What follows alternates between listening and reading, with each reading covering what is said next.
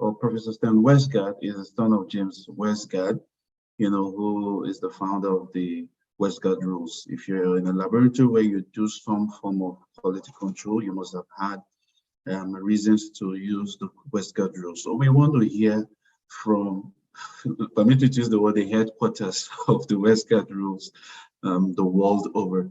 So Dr. Stan, we're really excited to have you, and you can have the floor now, sir. Carry on, sir. Thanks very much, Obina, and thank you to EHA Lab Academy for hosting me. It's really a great occasion. It's part of our mission of continuous improvement to help other laboratories with their continuous improvement. And I'm happy to see so many people joining right now. And I'm just going to switch over now to the topic of the evening, which is going to be Westgard rules for the real world, and in particular, some applications for labs that are more challenged for resources. There are applications for Westgard rules in the most sophisticated, automated, informatics supported laboratories, but there are ways to use Westgard rules in smaller laboratories and laboratories that don't have as many resources, and that's what we'll be focusing on tonight. So I want to start by refreshing everybody's understanding of the Westgard rules, review what the Westgard rules are, why did we get them, how are they helpful. Most importantly, I want to give you some resources, some places you can go and get tools that will help you with your QC and your Westgard rules and your troubleshooting. And most importantly, those will be free tools that you can access at no cost. We'll talk also about how the proper implementation of Westgard rules contrasts with a lot of the bad habits that we see in laboratories worldwide. And I'm going to point out a number of bad habits. You may recognize that your laboratory does one or more of these bad habits. And if we can end the session with your conviction that you're going to stop those bad habits, that will be the best outcome of this webinar. And finally, I'm going to introduce something called Westgard Sigma rules, which is a combination of Westgard rules and Six Sigma, and represents the latest evolution of Westgard rules. And even though it's the most advanced set of Westgard rules, there are ways that we can implement them in any laboratory to make it easier for you to do QC, to give you opportunities to use fewer rules rather than lots of rules, and even a chance to reduce how many controls you have to run, how often you have to run, how often you have to troubleshoot. So my ideal goal for your laboratory is to help you figure out just how many Westgard rules you need, but you don't use more rules than necessary or fewer rules than necessary. And you don't have, I want to minimize the number of outliers and rejections that you have to go through so that you make the maximum use of your time and you expend the fewest dollars or amount of money spent on the quality control step. And as I was introduced, there is a distinction that has to be made. I am not the father of the Westgard rules. I can't even say I'm the son of the Westgard rules, but I am the son of the Westgard, the man who came up with the Westgard rules. So James O. Westgard, my father, created the Westgard rules in 1981, was their official publication. So they're over 40 years old. And he has spent actually more than half a century working in laboratory quality. I am the junior Westgard. I've only spent about 30 years working in laboratory quality.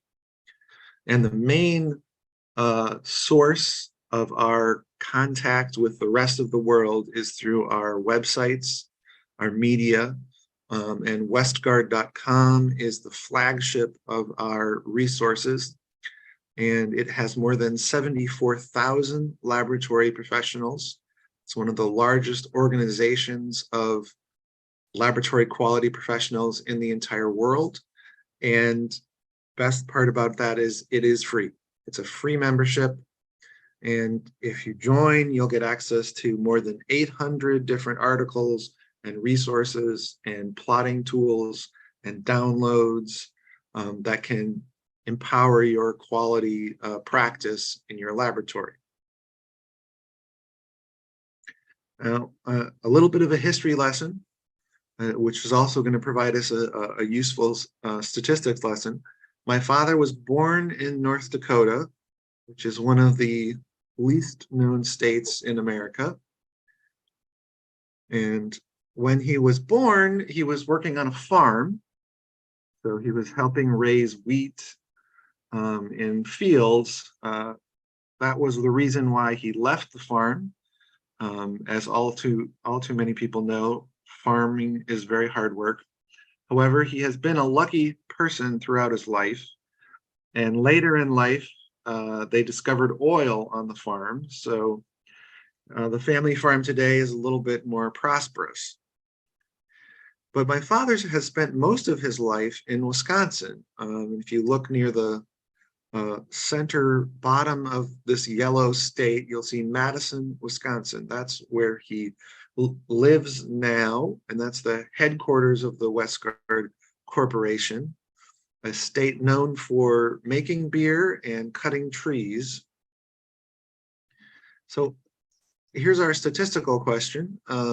If he's born in North Dakota, but he's also lived in Wisconsin, on average, he's from the state of Minnesota. And here's our statistics lesson, which is if we use statistics in the wrong way, it can give us an answer that is, maybe it's mathematically correct, but it is in reality completely wrong, because my father has never lived in Minnesota. It just happens that if you average those things together, it gives you that false result. So if we misuse statistics, they can give us great problems and give us false senses of security. That's one of our goals at Westgard QC, is to eliminate the improper use of statistics in quality control and figure out what are the best ways to use QC. Here is the University of Wisconsin-Madison, where my father spent his entire career, more than 40 years at the university before he retired. That's where the Westgard rules were generated, and all of the tools that we're talking about today were formulated. In the rest of the world, how is QC being practiced? So this is where we start talking about, I guess, the context, the real world of QC. And we got a pandemic snapshot. We looked at over 900 labs in more than 105 different countries. And we found there were 3 different practices. And these are the poor habits of QC that really make laboratories suffer. There's anorexic QC, gambler QC, and blind man QC. So let me explain what each of those practices are. Anorexic QC is where your limits are very tight. Possibly you're using something like the 2SD rule, 2 standard deviations. And those are very tight rules, which will generate a lot of false rejections. But if you treat that strictly, you eliminate all that data. And not only do you have tight limits, but then you recalculate and they get tighter. And then you eliminate even more data and you recalculate and they get tighter still. And this can keep going. This is the anorexia. Your limits get tighter and tighter and tighter, and everything starts to seem like it's out of control. And most of those are actually false rejections. that first behavior leads to our second behavior. So you have a lot of out of control events. You've stopped trusting your QC system. So you get one outlier. And instead of treating it as, oh, this is out of control, I'm going to stop the run, I'm going to fix something with the method before I report patient results, we take this one point and we say, well, let's just repeat the control. If we repeat the control, it'll fall back in. And then we might repeat the control, but that result is still out. But we say, let's run a new control. And maybe that's still out. And we repeat the new control. So we're running, one event, we repeat, we keep repeating, trying to get the value to fall back in.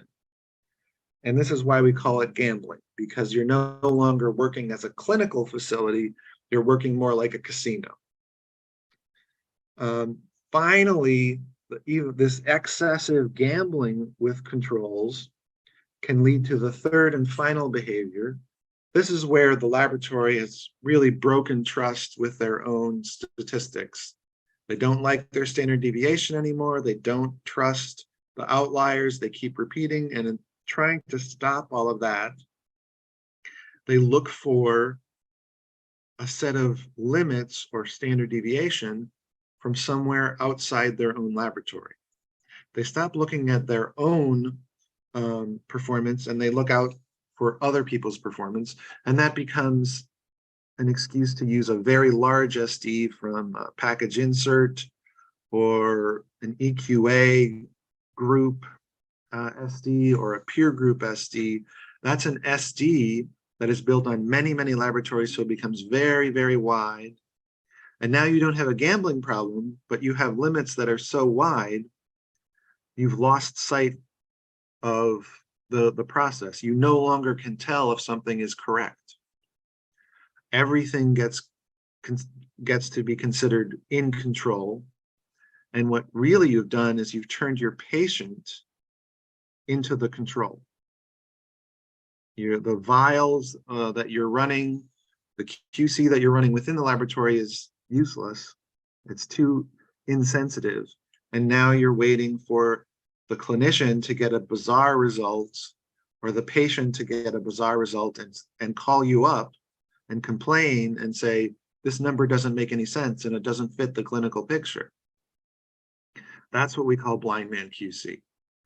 And so these three behaviors, anorexic, gambler, blind man QC, we found them everywhere in the world. There's no country, there's no region that doesn't suffer from these bad habits. We find it in every kind of laboratory, not only public laboratories, private laboratories, not only private laboratories, even the so-called reference laboratories. And it's probably very apparent to you that these are not efficient practices. They don't save you time, they take up time. They don't save you money, they burn money. They don't help patients, they make diagnoses even harder to achieve. So these are the kind of habits we want to eliminate. We want to get rid of these and streamline or lean out the way the laboratory is running. And these consequences are not small. So if we use 2 SD limits, for instance, which a majority of laboratories around the world use, if you're using 3 controls, 14% false rejection, 2 controls, almost 10% false rejection. So this is a burden that we're putting on our back on purpose. We're saying, from the starting gate, I want to have a useless result every 1 out of 10 times or 1 out of 8 times. That's, maybe back when in the dawn of the laboratory era, that was acceptable because we weren't running so many tests, we didn't have so much volume. But in modern laboratories, with the burdens that you face, why do you want 10% wastage? Why do you want 14% wastage in any of your processes? One of the first responses, one of the reasons why the Westgard rules came about was a response, an attempt to reduce these false rejection rates. It's always been known that the use of 2 SD control limits is very wasteful. How do we get labs away from using 2SD control limits? Well, the first approach that came up for my father back in 1981 was, instead of using one set of rules that are very tight, let's use multiple rules. And maybe each one of those rules by itself is not that powerful. But if you combine them, if you put them all together, they will have equivalent, if not better, error detection. At the same time, it will reduce false rejection. So those came up. The official publication, as this paper shows you, is in 1981, 41 years ago, and it sort of took the world by storm. They were very quickly adopted all around the world because it solved an immediate problem in the laboratories, and also it was free. These rules were never patented. They weren't turned into a commercial property. Part of my father's guiding spirit is the best use of a tool is to give it away. To give it so every laboratory doesn't have to pay a royalty or anything. It just can use the tools, make quality better. Another way to talk about the Westgard rules, and this goes back to actually my sister. And here you see a picture of not only my father's daughter, Chris, but also his granddaughter, Linnea. How do you explain the Westgard rules in an easy way? Well, you can say, my sister, and I know her well, as a teenager, she was very, very free-spirited, and she didn't like to stay in at night. She liked to go out and find a celebration. So my father was frustrated, and he said, I'm going to give you a set of rules for your curfew. If you're out once after 3 a.m., that's a problem. Or if you're out twice after 2 a.m., that's also a problem. If you're out 4 times after 1 a.m., that's another problem. If you're out 10 times after midnight, that's also a problem. No, that's a funny way to explain how the Westgard rules work. It didn't really, my sister turned out very well, as it happens. She's a high-paid corporate lawyer, and her daughter has turned out just as well. Now let's be a little more technical about the Westgard rules. We start with a warning rule. We still use the 2SD limit as a way to warn us maybe something's going to happen, but we don't treat it as a rejection rule. Instead, we have 5 different rejection rules, and if any one of them is violated, yes, we say the run is out of control. But if all 5 rules are in, then we accept the run. We might have had a 2S outlier, but nothing else is violated, then the run is in control. So immediately it drops the false rejection rate down. The other thing that it happens to do is it will maximize the error detection that we get from just a few control measurements. The combination of all of these rules helps maximize error detection. It also helps us triage the kind of failure, because if you see an 1.3S or an R4S violation, that tells you it's probably a random error. But a 2.2S or a 4.1S or a 10X or an 8X, when those are violated, it's probably a systematic failure. So the type of violation from the Westgard rules will also give you an idea of what happened and how to troubleshoot it. And the immediate benefit was it reduced the false rejection rates by an order of magnitude. Instead of 9 or 14% false rejection, now it's 1% or 3% false rejection. So a huge number of outliers were eliminated. And that's also helped it spread around the world, as there was an immediate impact at the bench level. Again, it helps you figure out, is it a random error or a systematic error that I'm probably dealing with? But some people have pointed out that maybe we don't need a warning rule anymore. When the warning rule was implemented, we were taking a practice from 2S as a rejection and saying, okay, you're really fixated on using 2SD. Well, you can still do that, but now try to use it only as a warning. Stop rejecting. By doing that, it also minimizes the cognitive workload of a medical technologist. If you think about 1981, there are no smartphones, there are no laptops, there's no informatics, there's no computers. Everything is being done by hand. So the warning rule helps the person, the brain of the bench technologist with the workload. If you tell a technologist, you have to look at every data point and implement 6 rules, that's a lot of extra head work.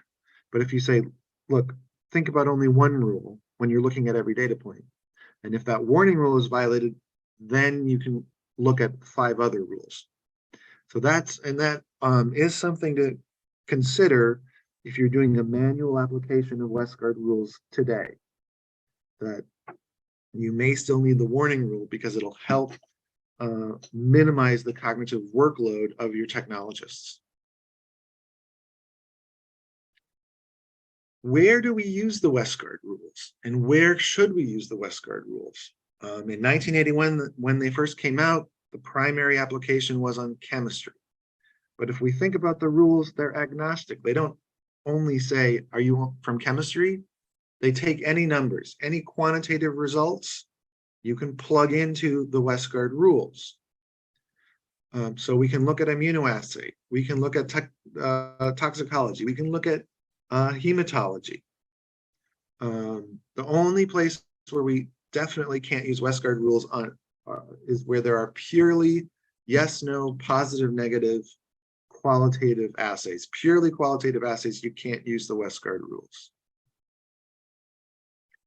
It's challenging to use Westgard rules in areas like hematology or any test that has very short-lived controls. In chemistry, we are used to a long shelf life of a control, months, if not years. In hematology, the control may have only 2 months of life, and so we're constantly shifting and having to reestablish means and SDs for the controls. Screening and transfusion assays that have signal to cutoff ratios, semi-quantitative assays, that's where we might have a qualitative result that we report, but within the laboratory, we actually have numbers. And you can make adaptations to use the numbers that are under the hood, so to speak. And we have ongoing research that's sort of a cutting edge area of Westgard rule application. You can see in the journals how it's being expanded. Here's our modern set of Westgard rules that we recommend now. And this is for a laboratory that will have some kind of software that can monitor QC. And in this case, we recommend that you eliminate the 2S warning rule. If a software program is interpreting the results for you, it doesn't need to wait for a warning. And we have that an adaptation for controls where you're running 2 or 4 levels of control. We have another adaptation for when you're running 3 levels of control. And the difference you might see is instead of a 2-2S for 2 levels of control, you have a 2 out of 3 2S rule for 3 levels of control. And instead of a 4-1S, you have a 3-1S. And instead of an 8X or a 10X, you have something like a 6X or 9X or 10X or 12X. Essentially, adapt the rules so they work for multiples of 2 or multiples of 3. Now, there's a way to figure out how to reduce the number of Westgard rules even further, and that's where the Six Sigma approach comes in. If we can figure out how good your process is on the Six Sigma scale, we can figure out how many rules are actually necessary for you to implement. And if you're at 6 Sigma, which is when you have less than 4 defects out of 1 million reported results, your process is almost defect-free. And it's at its most efficient. You don't expect to have to repeat work. It's really the ideal. That's why they call the approach 6 Sigma. That's the goal. And you're at your peak efficiency. You have your happiest customer. You have the most reliable result. That's where you can give a result to a clinician and they don't feel it necessary to baseline or repeat results. They have the answer, the correct answer, the very first time. And that's common to processes such as airline safety in the US. How many times does a plane crash in the US? Less than 1 out of a million flights. And in some studies of pre-analytical processes, this is a survey that's been conducted in Europe, and in their highly automated laboratories, they see the number of samples damaged in transport or not stored properly in transport have actually achieved 6 sigma. It's an interesting note. You can do 6 sigma metrics on the analytical part, on the pre-analytical part, and the post-analytical part of the testing process. 5 sigma is considered excellent, but instead of less than 4 defects, now we have over 200 defects. That's why you see that growing black spot in the middle of this target. You're starting to have defects, but it's not very much. It's still so little that you may not even think the process has any failures. In the European survey, the number of misidentified requests, misidentified samples, again, in an automated barcoded kind of situation with software to help you track everything, that number can go down to less than, the errors will be at about 5 sigma. 4 sigma, now you have defects in the thousands. And this is where the error starts to become present. Everybody knows now that this process is not perfect and that errors can occur. And this is the rate that we see for checked luggage in the United States. If you check a bag, how many times does it actually take a different vacation than you do? About 1 out of 300 bags. And these are also what you can call chronic problems. So how often does a sample have not enough volume to run all the tests that were ordered? It's a 4 sigma process. It's a chronic problem. How often is a sample hemolyzed? Everybody knows this is a chronic problem. 4 sigma. 3 sigma is where the number of errors starts to get concerning. Now we're in the tens of thousands of errors, and this is where 6 sigma theory says this is the lowest we can go. This is the lowest level of quality we can accept. If it goes below this, we're in trouble. And at 3 sigma, we see things like your blood specimen rejection rate, clotted samples rate, and we see a lot of problems that have been exacerbated in the COVID era. Since the pandemic hit, laboratories have gotten worse in some processes like specimens and clotted samples. Below 3 sigma is where we consider it unacceptable performance. Now we're talking about tens of thousands of errors. We're talking about hundreds of thousands of errors. And this is where we think about things like, maybe in Africa you have never heard of Theranos, but Theranos was a diagnostic company, and it was so bad, they $9 billion of market value evaporated. It was a fraudulent company, and the CEO has just been sentenced to more than 11 years in prison. So if you're below 3 sigma, that's very bad. And we talk about the cost of poor quality. Well, the cost of poor quality for Theranos was you're going to go bankrupt, billions of dollars are going to disappear, and if you're leading that company, you're going to go to jail. That's a pretty strong cost of poor quality. The way we figure out how a test is performing. So we have these 6 sigma categories, but how do we figure out where each test is? For that, we use a sigma-metric equation. And we take the allowable total error, that's the TEA, and that's your performance specification. It's like a quality requirement or a quality goal.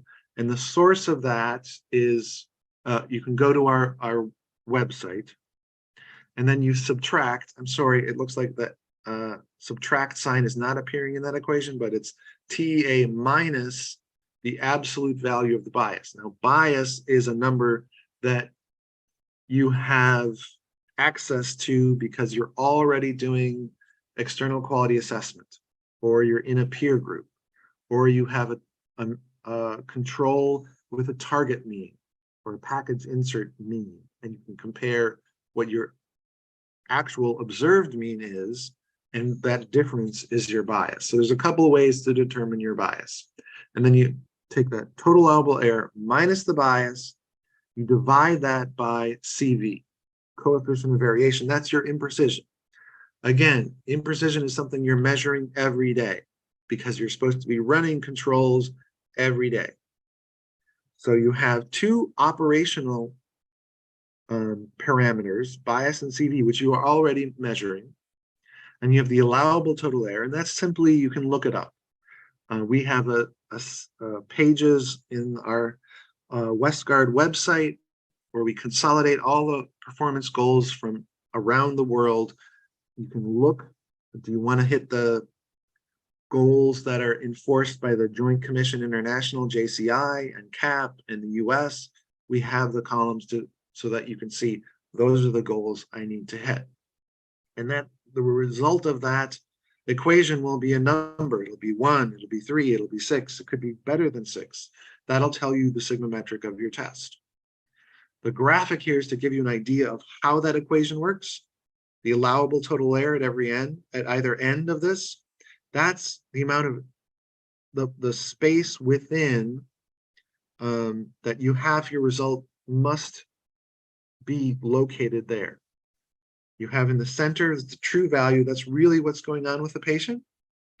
But you are allowed a certain amount of error. You don't have to be perfect. I'm sure we all know that in the laboratory, we aren't perfect. There is always some variability in the result. And if we can keep the variability from off the true value within a certain amount, then the result is indistinguishable from perfect. The result is close enough that you get the right diagnosis and you will get the right, you'll make the right decision for the patient. The bias is telling you you've got to shift away from the true value. The CV is telling you the spread of your distribution of results. So if you know the bias and the spread, you know where the curve of results, the normal distribution of results will go. And if you exceed that allowable total error, everything past that threshold, those are the defects that are going to occur. So this equation is how you'll figure out what your sigma metric is for your test.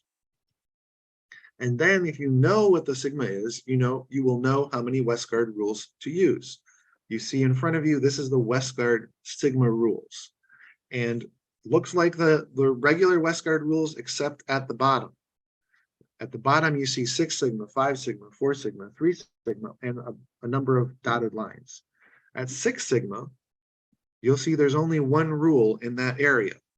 So if you're at 6 sigma, you don't need all the Westgard rules. The number of rules you'll use can actually reduce to just one. It's just a single rule now, and it's a rule with wide limits, 3 SD. That essentially takes your false rejection and makes it 0. At 5 sigma, now you have 2 sections. You use the 6 sigma and the 5 sigma. Now you have 3 rules.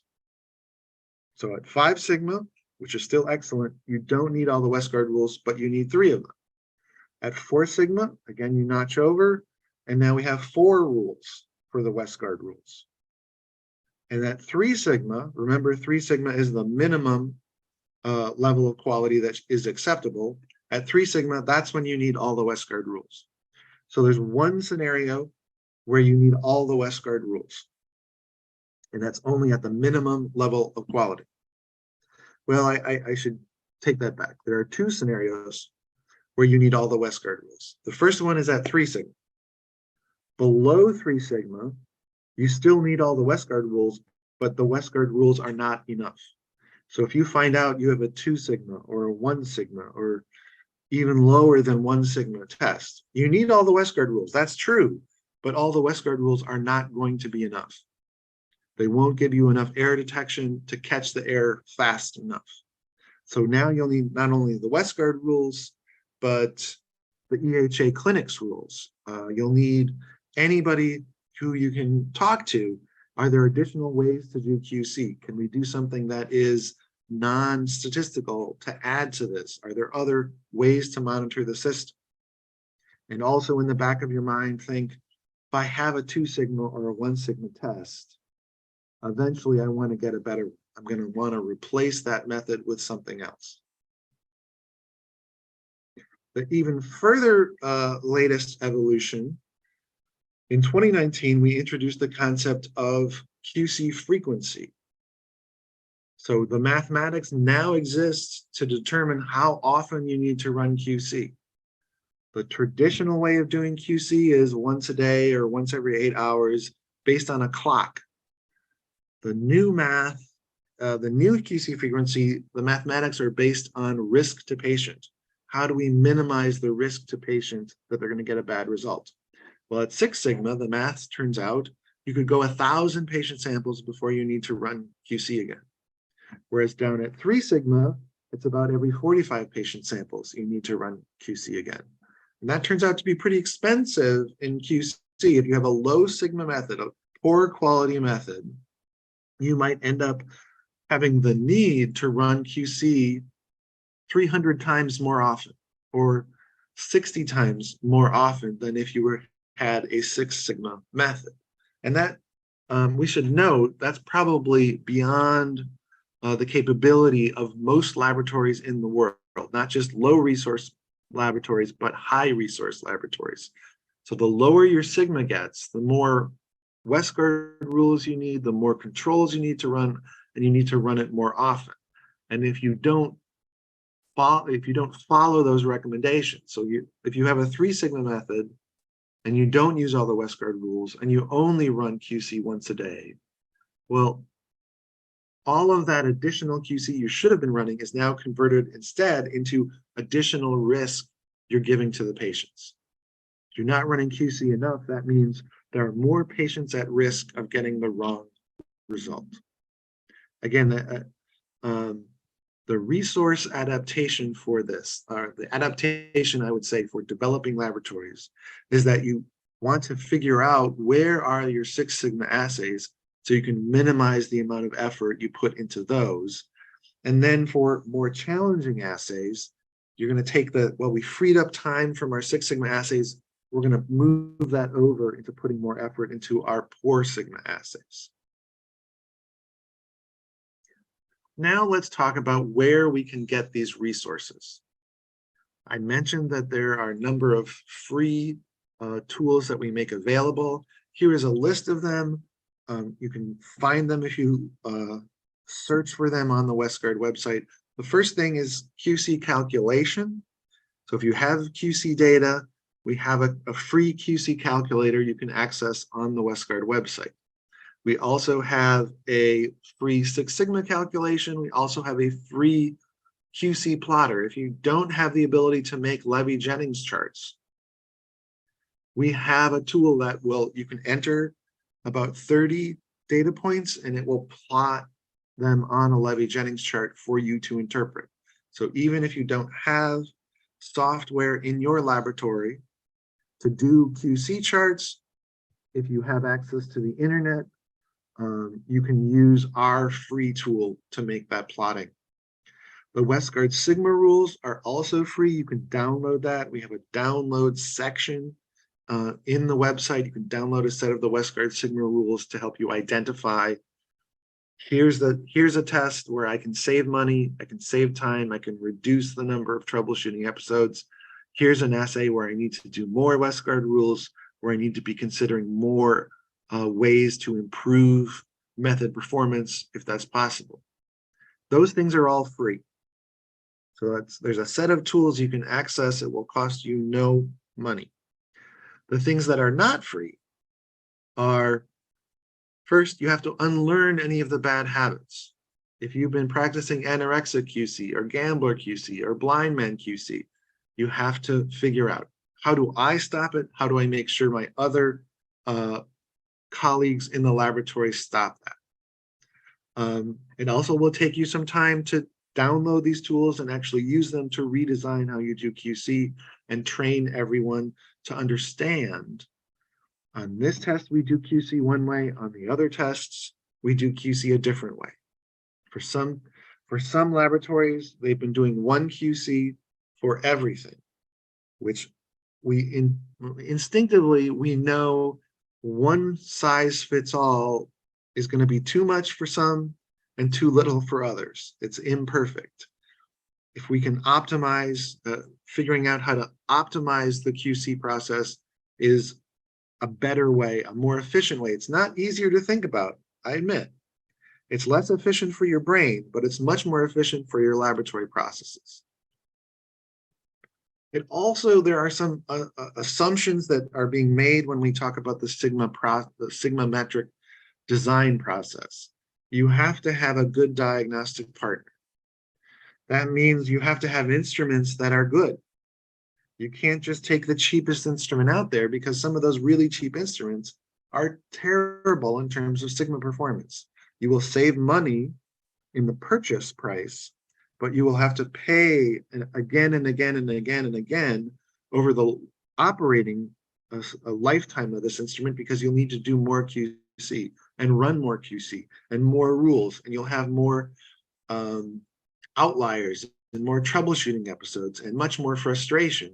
And that cost overall will outweigh the savings of that initial purchase price. You have to be able to do that individual QC customization. If you're doing it on paper, you're going to have to keep a logbook, and you have to have that dedication. I think as we watch the videos for EHA, that was a great example of what does it look like for an organization to have a culture of quality. Some of that is necessary when you apply Westgard rules and Westgard Sigma rules. You have to have a culture of quality to devote yourself and to dedicate yourself to making these improvements. If I could summarize a couple of tips just for this scenario of a lab that doesn't have a huge number of resources. First, keep using the 1-2S warning, but remember it's only a warning. Do not reject it. Second, identify areas using the Westgard Sigma rules where you can make those reductions in QC rules and runs, and find the areas where you have victories, where you have wins, and you can reduce how much effort your laboratory has to make. Those freed up resources, then you can dedicate some to treating the bad assays and others to other areas of the laboratory where you can make real value added processes to the laboratory. In terms of QC frequency, I think for challenged laboratories, you should stick with the minimum frequency and say, most manufacturers will say you need to run QC at once a day.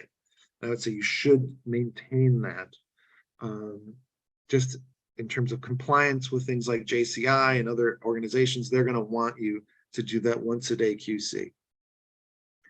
And finally, if you have assays that are not great, but you don't have the budget to buy more QC, there is a technique, and it's somewhat more advanced, and I really don't have the time to cover it here, but it's called repeat patient QC.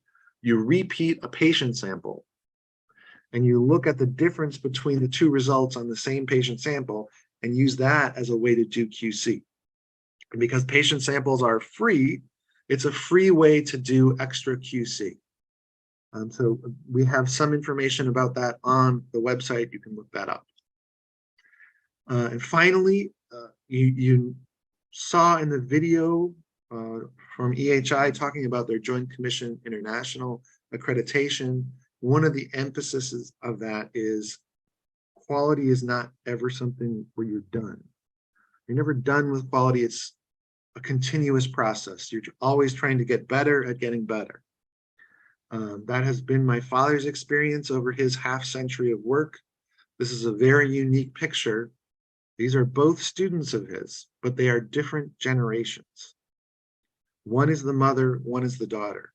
This has happened more than once for my father, where he taught the mother, and then her daughter also came and was taught by my father. That is a very impressive quality journey, that generation after generation learn and devote themselves to better quality.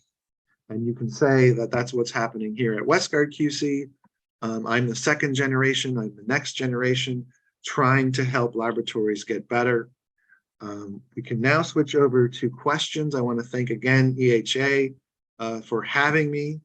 I welcome your questions. If we end up running out of time, you can see at the bottom of the screen, there's an email address, sten@westgard.com. I'm happy to take your questions if we don't get to your question in this live session.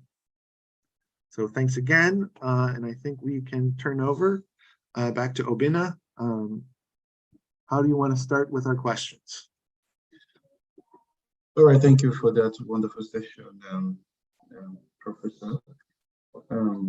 I guess we must have heard a lot. I think one question came in while you were presenting. Sorry, just a minute.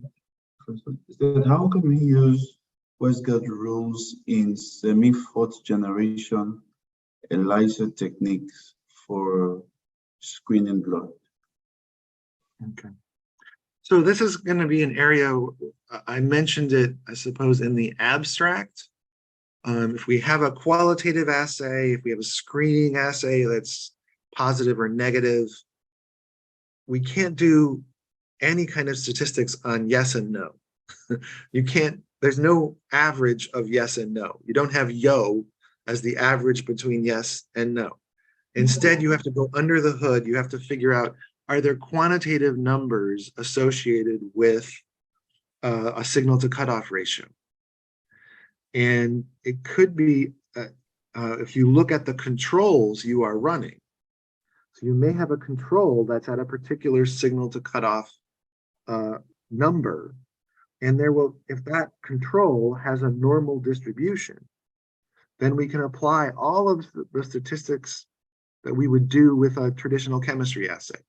So if we have a control and maybe it's set as the signal to cutoff ratio of 2, so we're supposed to get a 2, and then we look at it and, well, it's not obviously giving us 2 every time. There's some variation. So now we have a standard deviation. And if it had a target value, it was it came and the package insert said it should be 2, but as you run it on your instrument, you're actually at 1.9. Well, that's your bias. So we can figure out there's a bias. We can figure out there's a standard deviation.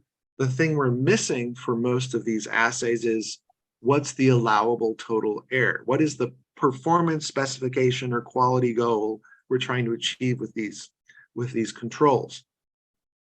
And that, unfortunately, all of the resources around the world that set quality performance specifications, they don't have that for the semi-quantitative or screening assays. So instead, each individual laboratory is going to have to figure out, if I was at 2 and my signal to cutoff range, how far could I go before it becomes an error or a defect or a false diagnosis? So if you're at 2, let's call that a low positive for a screening assay, you know your signal to cutoff ratio is 1. So that distance between 2 and 1, that's your allowable total error. It's a drop of 50%. You have a 50% allowable total error. So now that's your target, your TEA is 50%. You subtract your bias, you divide by CV. Now you have a sigmametric. And if that sigmametric is 6, you know you use 3 SD control limits on that on the control running at 2.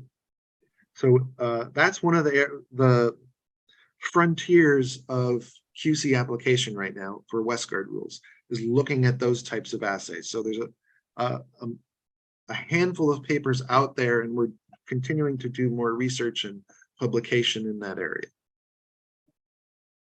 Okay, thank you, Professor. So we have this is 2 questions that's similar. Is that, are the Westgard rules applicable in real-time PCR testing methods? And another like it, if the QC can be used in an IVF laboratory. IVF. So again, it's not what the statistics and what the Westgard rules really ask is not, wait, are you coming from IVF? Are you coming from PCR? Are you coming from chemistry? Are you coming from hematology? It's only asking, are you numeric? Is it quantitative? Is it have a normal distribution? And if you have controls, the controls are supposed to be distributed in a normal fashion, supposed to take that bell-shaped curve. So then we can we can figure out a bias, we can figure out a CV. But in PCR and in IVF, the big challenges will be, how do you set the performance specification? How do you know how good that control performance should be? And that's where most of the national organizations don't provide you an answer. You may have to do that step of setting your own performance specification for your individual application of that test. So I believe that it's possible to do. It may not be as simple or automatic as chemistry tests and toxicology tests and our traditional quantitative assays. All right, thank you very much. This one says, what are the, sorry, sorry, I missed that.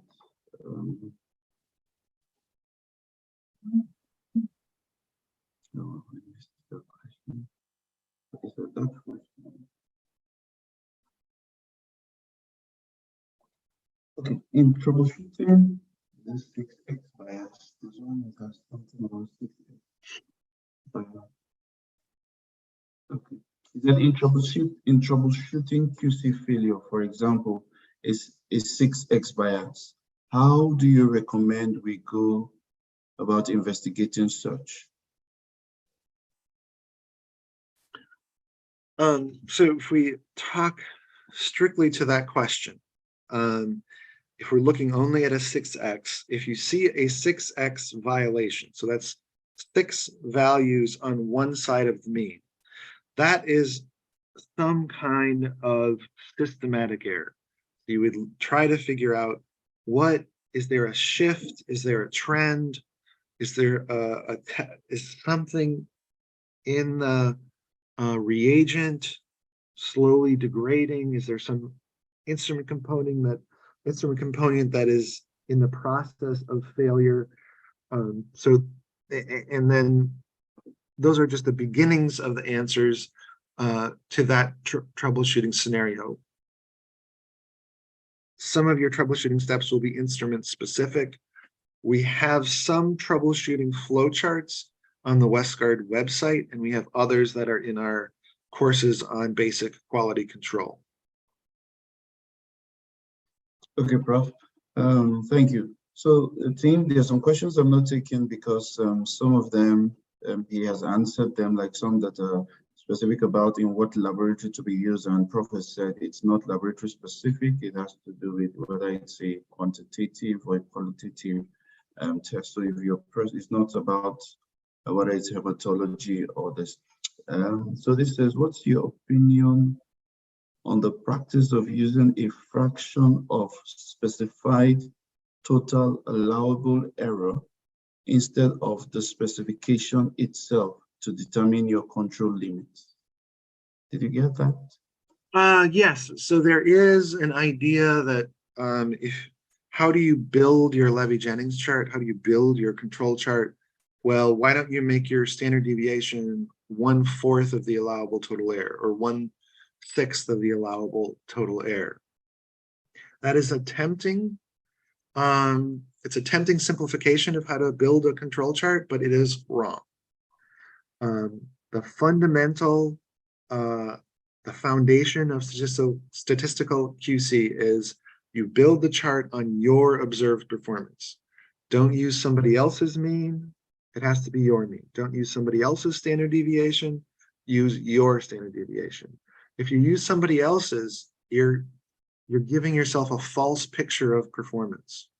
If that 1/4 total allowable error is actually 2 SDs of your process, then what looks like a 2 SD on your chart is actually a 4 SD in actual practice. So you can be distorting your picture of what's actually happening with the method. Okay, Professor. I think we could take maybe one more. It says, what is the implication of validation studies, in bracket correlation precision studies, in determination of the frequency of QC for an equipment? Okay, that's a great question. So if we think about validation or verification, as you have a new method or new instrument coming into your laboratory, most regulatory systems say you have to do a number of studies, you have to characterize your precision, you have to figure out what is your accuracy, which is the comparison of methods. You have to figure out, can you transfer your reference range? What's the reportable range? In complex testing, prove that you don't have significant interferences for a number of processes. You might have to do sensitivity and specificity if you're in a very complicated, highly advanced, high complexity test. If you're doing there's also a difference between verification and validation. Verification is a very short set of studies. And if you're so fortunate to have a manufacturer who comes in to set up the instrument and perform the studies, usually they just do a verification. If you're just verifying operating characteristics, you can't characterize the sigma metric. So you can't come up with QC frequency if you're just doing a verification style analysis. If you're doing a validation, which is a longer and more involved process, you have the beginnings, you have the ingredients, let's say, of figuring out your sigma metric. So in a validation study, you're going to characterize precision. You're going to do a comparison of methods and characterize bias. What do we know about CV and bias? Those are the two ingredients that you need from your laboratory to do a sigma metric. And then again, you'll need that performance specification, which you can get, you look it up. You don't necessarily build it within your own laboratory. And then you'll have a sigma metric, and from the sigma metric, you can do this QC frequency. Sigma metric 6, well, then I don't have to do QC frequency as much. However, in a resource constrained environment, in a laboratory that doesn't have a lot of capabilities, I would say the QC frequency part of this, that's an application that's too advanced. I would, for a small laboratory or a laboratory without much resources, I would say use the sigma metric to figure out if you can reduce Westgard rules and reduce the number of control levels you have to run. But keep your QC frequency at a once-a-day frequency.